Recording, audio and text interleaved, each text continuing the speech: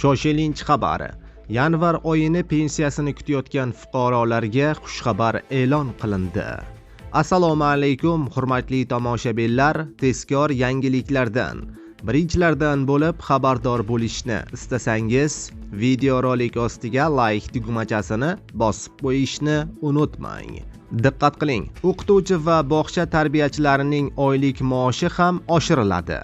Maktab va maktabgacha ta'lim pedagog xodimlarining o'rtacha ish haqqi 2 barobar oshiriladi.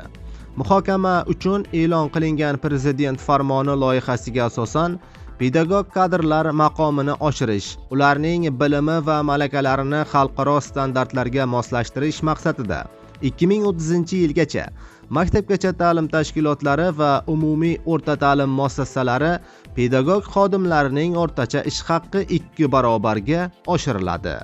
Maktabgacha ta'lim tashkilotlari va umumiy o'rta ta'lim muassasalari xodimlarining malakasini uzluksiz oshirish orqali 500 ming nafar pedagog kadrlarni qamrab olish, ehtiyoj yuqori bo'lgan yo'nalishlar va olis hududlardagi abituriyentlar uchun pedagog ta'lim yo'nalishlari bo'yicha davlat granti asosida tayyorlanayotgan kadrlar ulushini 17% ga yetkazish reja qilinmoqda, deyiladi xabarda.